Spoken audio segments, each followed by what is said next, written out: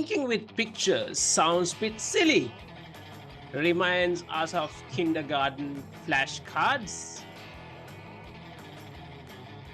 Flashcards, as we mentioned, are letters.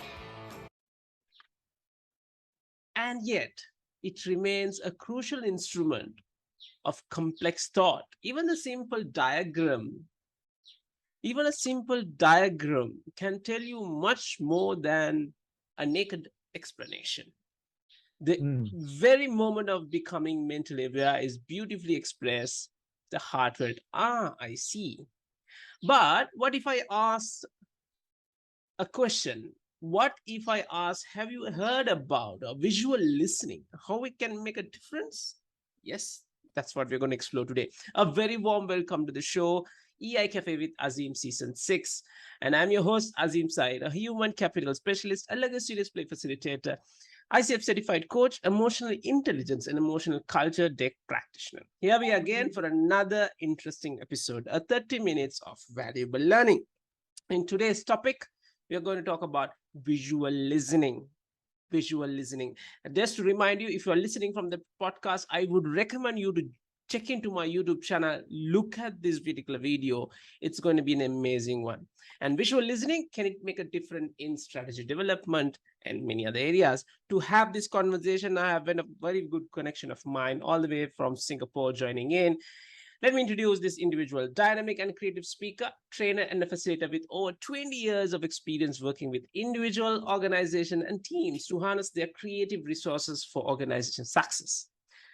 Passion is to bring individuals and team to higher level of awareness and performance through innovative thinking and tools, as well as collaborative work environment.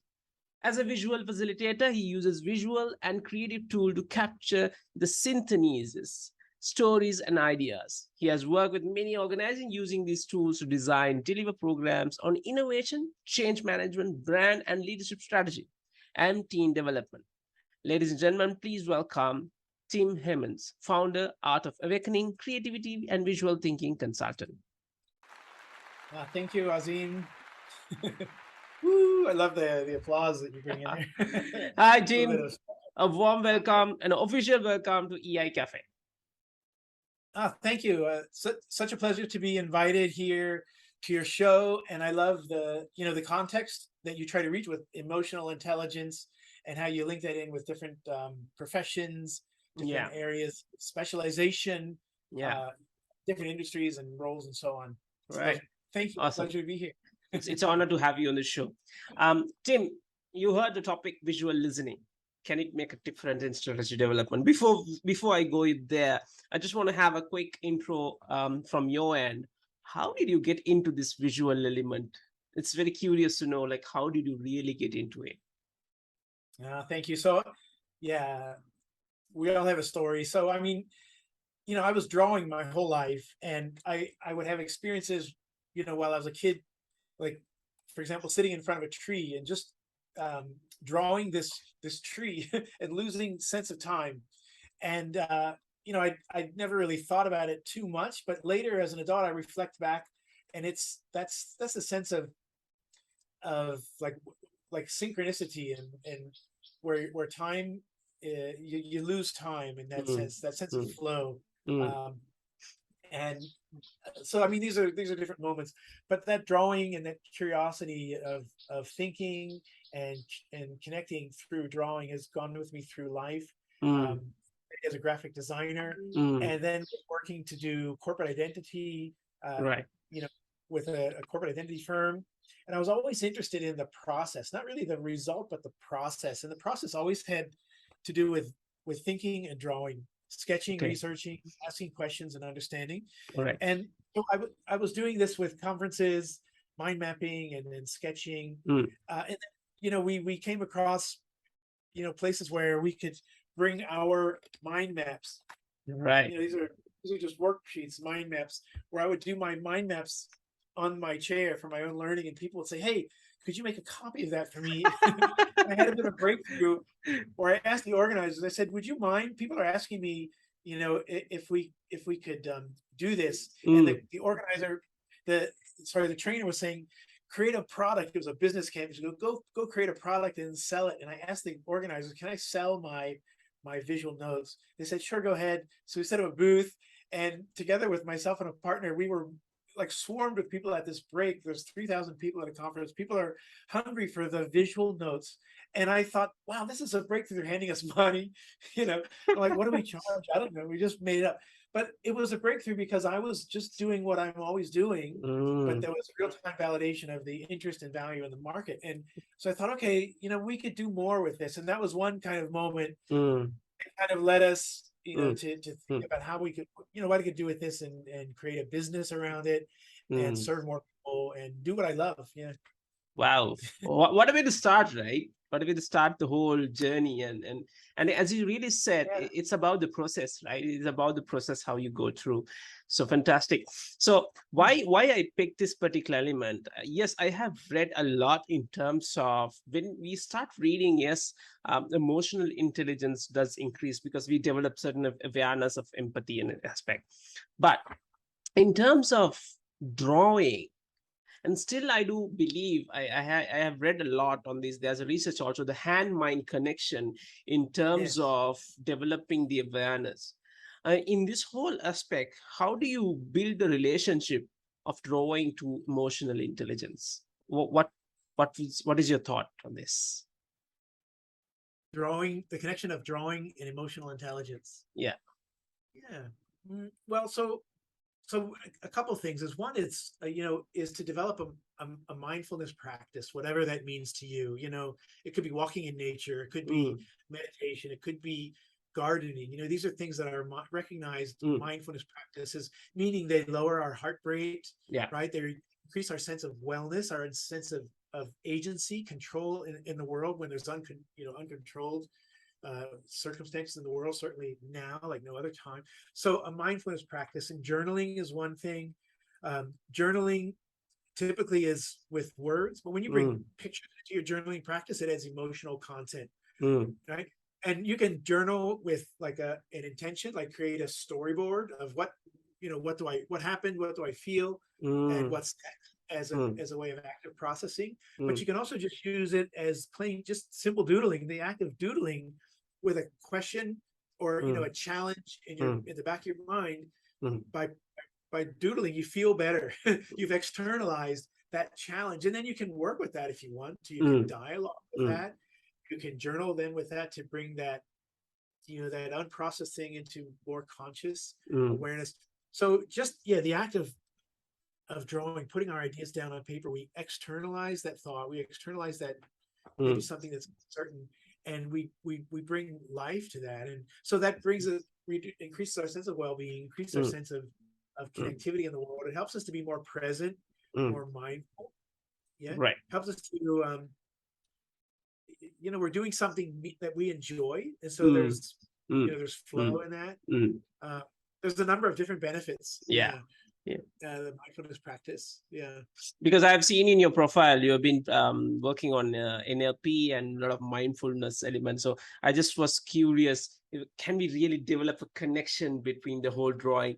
And then I use this whole part of drawing in terms of in my workshops.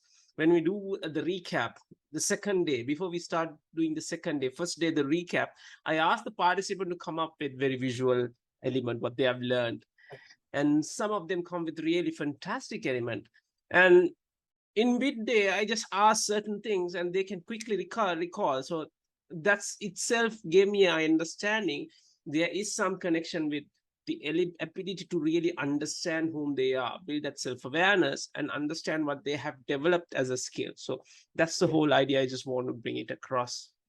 And that's a great tool. You get them to actively reflect through a drawing, perhaps, because when you do that, it's harder to take notes or to reflect with a drawing than it is to just type it or write it. Because when you're typing or writing, you're just capturing things as you hear them. But when you're drawing it, you're connecting your previous knowledge with new knowledge.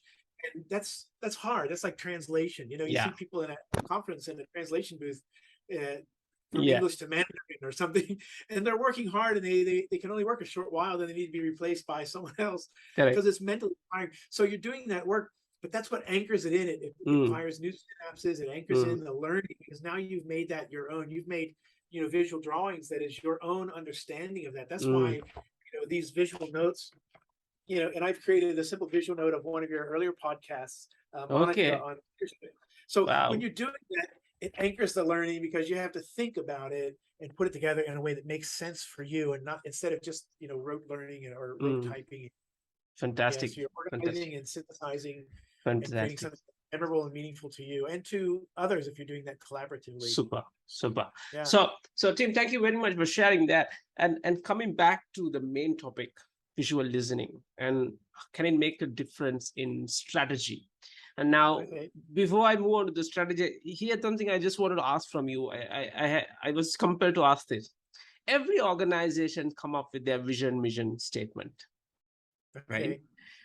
My question is, why vision is a statement? Why vision is not a image, a picture? What do you think about that? I love that. And that, yeah, I mean, the word vision is a picture, isn't it? Right? Martin Luther King says, "I have a dream." It's a vision. It's not a statement, so to speak. Right? Because So, the whole idea is, if you go and ask every employee in the organization, do you know your vision? They will not know. There is no harm. They will not know. That's what I'm asking in this question. Why vision is a statement, not an image? Yeah, so that's a very important question. I agree with that. You know, and I mean, your job as a leader is to inspire people to a vision, right? Or to find and express and articulate the vision that you can hold and shape together. So, you know, words are great, stories are great, but visuals are the anchor for that. You know, perhaps your best skill for influencing as a leader is your ability to tell stories. When you say, "I'm going to tell a story," you know, in a classroom or in a conference, someone says, "I want to tell you a story." What do? You put down your phone and you lean in. You're paying attention.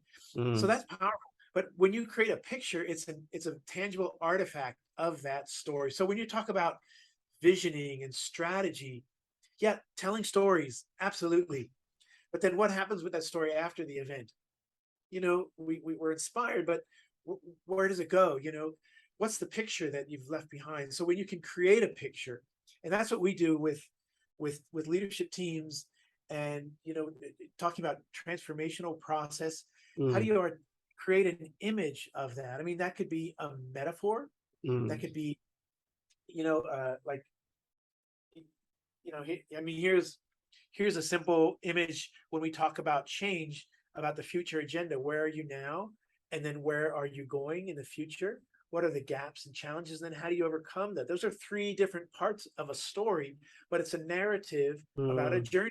Everyone can understand the narrative of a journey, right? It has a time relationship. You know, it's compelling, it's future oriented, future focused. So that's one example of a vision.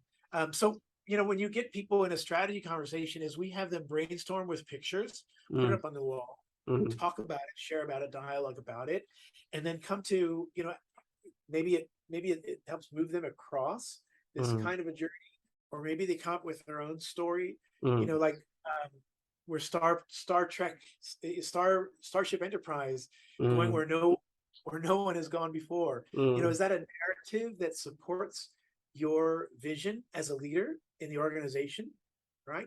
Or is it more like the Portuguese sailor Magellan going into the end of the known world, right?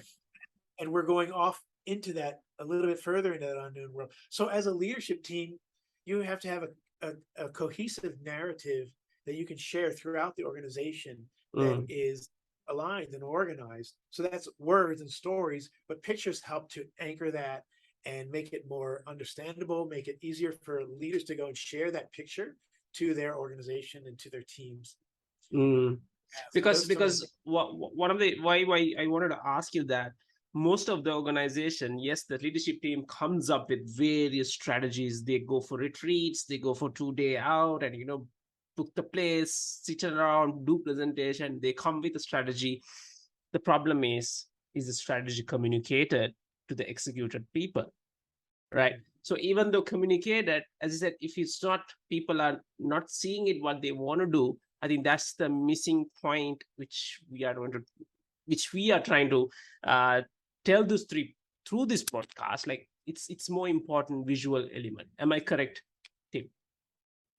Well, that's right. I mean, we're hardwired for stories and pictures, so when you have a picture, so, for example, this image, uh, we'll bring images like this in the room into a large format, 2.4 meters long, drawing on the wall. And when people walk into a room like that, they know that they get a sense something's going to be different here.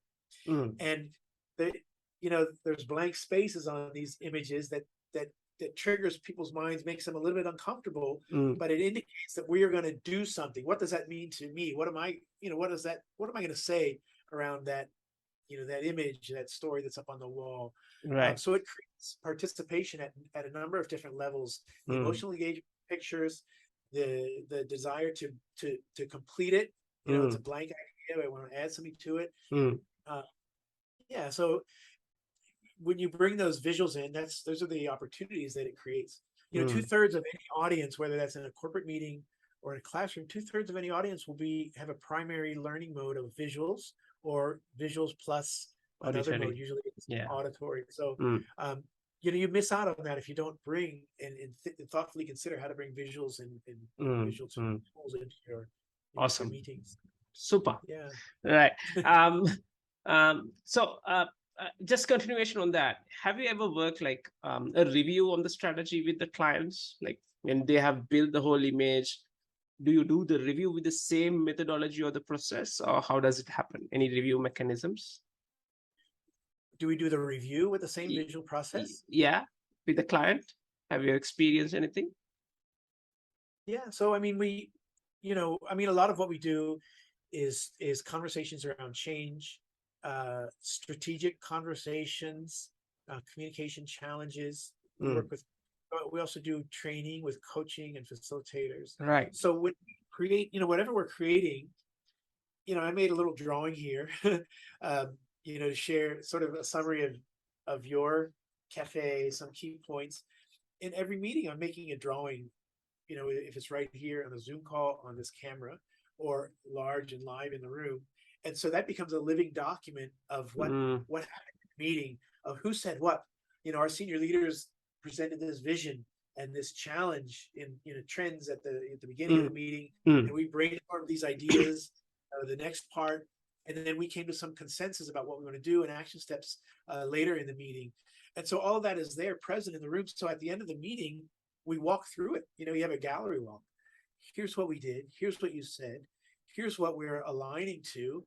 Now what's next? What comes up for you? So that those images that are just an artifact, a container really, for what everyone said, and organized in a visual way that makes it engaging and so on. It becomes the living document for that meeting, and now what we want to do next. So that's the value of having these images in your room, and it works the same way in a virtual context, but having them there live as part of your room, it's you create this learning wall, and it works a space that says, wow, we did all this work.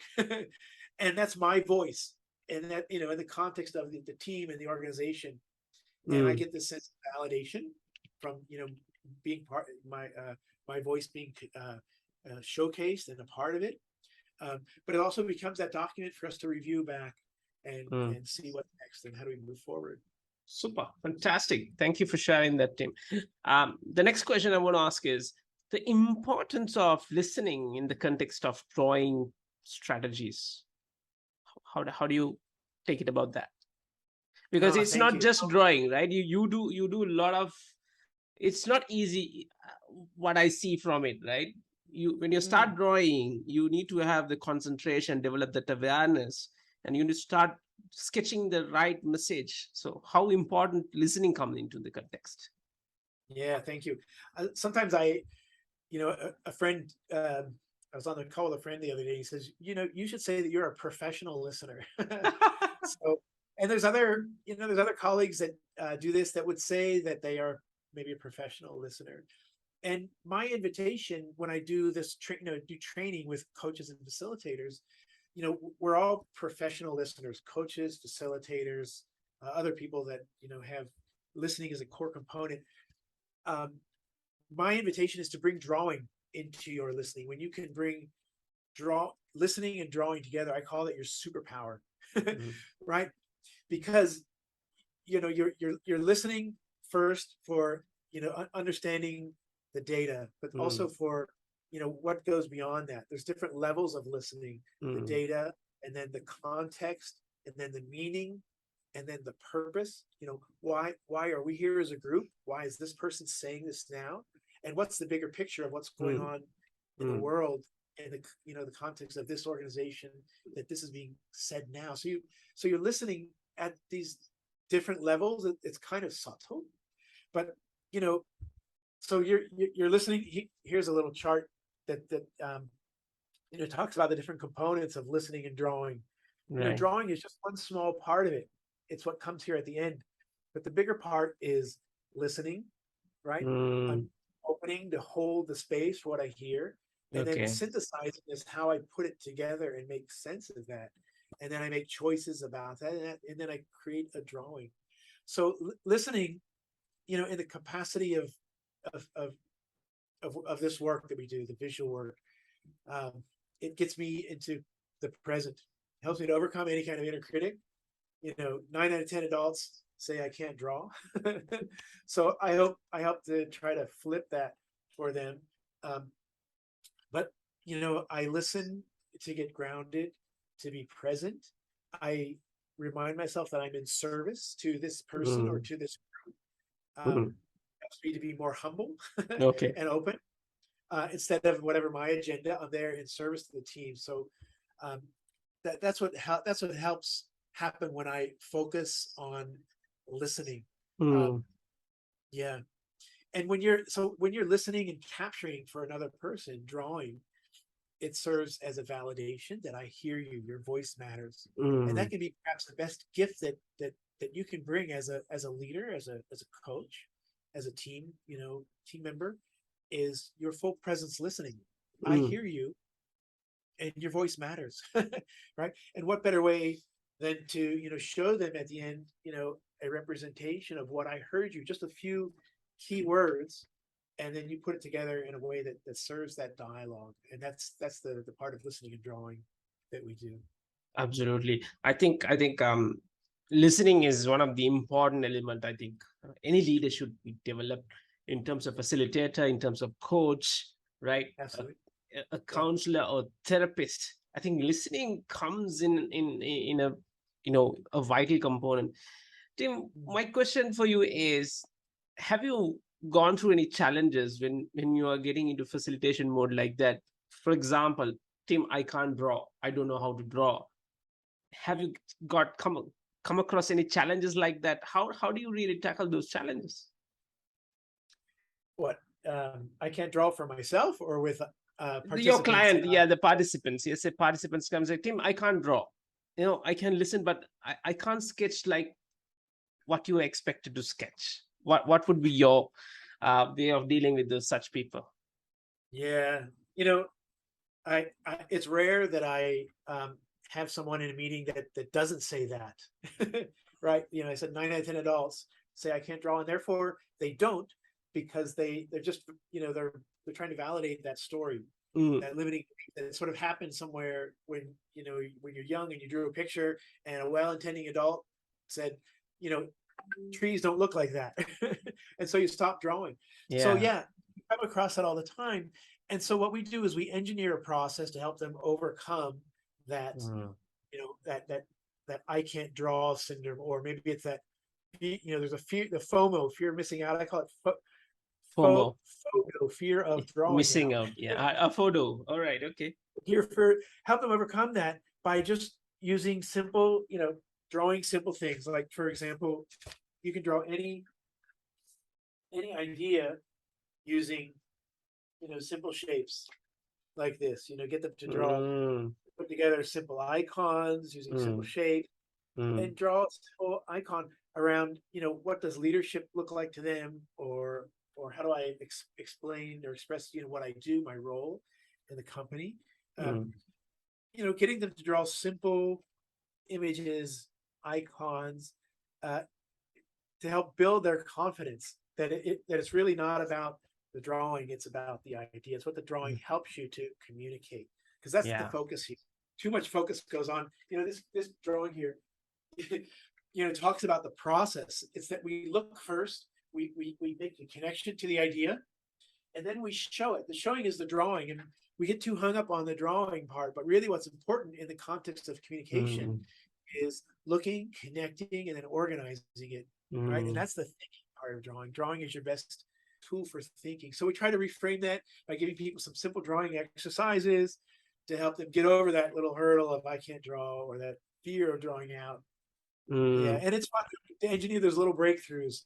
Right. That can be an aha moment where people may not have really, had a drawn pictures since they're a kid, unfortunately. So it's connecting them back to that Mm. sense of, that curiosity, Mm. and that sense of, anything is possible, really, Mm. when I put an idea on paper, like when you were a kid, that sense of connection and wonder. Fantastic. I like that word, photo. Brilliant. Photo, fear of drawing out. Right. And So, every dog that comes to our program has that. so my last Yes. question, Tim, for you, right? What would be your key message to our listeners who think to really get into this particular element? There can be leaders, there can be employees, there can be, coaches who can really, I think coaching can have a big impact in this particular element, those who are listening through us. What would be your, one or two steps you'd like to advise, or you'd like to give that key message to our listeners and the viewers who are going to watch this video?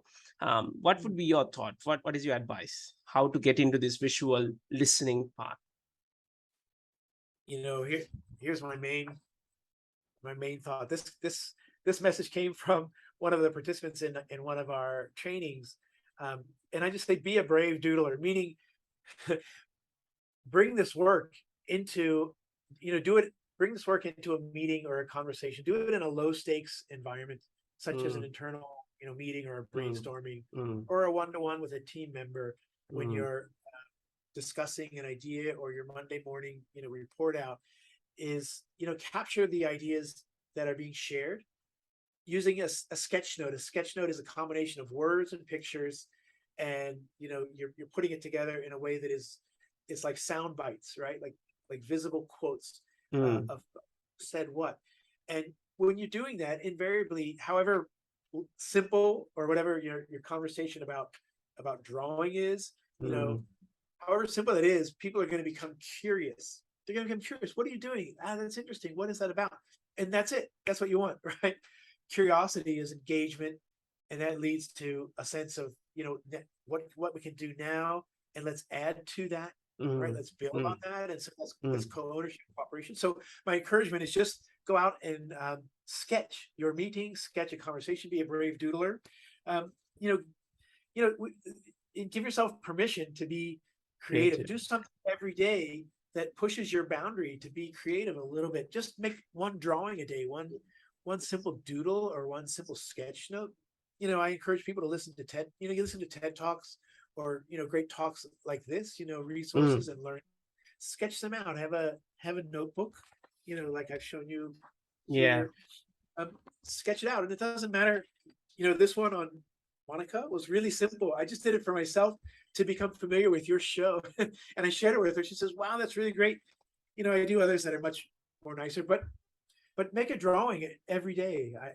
Because you'll get better at it, and then you'll see the value of that, and then bring it into your teams. And the other thing is, I'd say, is let go of comparison. Really be easy on yourself, because I think that's an important message, Tim. Let go of the comparison, right? We always try to compare our stuff. Throw it out. That's it. That's it. And you'll be more free. You'll have more freedom. Yeah. Super. So and develop your listening skills. Be a better listener. You try in a one-on-one conversation. Try capturing that in a visual drawing. Key points. Put a picture to it, and share it with your listener. what a way to end the conversation. So ladies and gentlemen, that's the time what we have for today. My key takeaway is start sketching without thinking that it's, and stop focusing on the drawing. It's about the message. That's the key message. I got it. I hope our people got plenty of takeaways in today's context. And I would like to thank Tim Hamons, the founder of Art of Awakening, for taking these opportunities, showcases what he have done, and have the permission to be creative, and start sketching with small stuff, and for sure it's going to create a big impact. I think starting with sketching in the meetings, I think that's going to be really, really, really something to look out for. So Tim, once again, thank you very much. You can get connected to Tim via his social media. At the same time, you can drop into www.artofawakening.com. The link will be available on the podcast note. He has some fantastic things he does. He done some workshops as well. So feel free to connect with Tim and explore some of his creative stuff and try to get something from him as well. So with that, thank you very much, Tim, for your valuable time spending with me in this cafe and inspiring people for another avenue of drawing and listening. Thank you very much. Thank you, Azeem. Remember, every drawing is a gift. Absolutely. Keep giving your gifts, finding and giving your gifts. Thank you. Thank you, Tim.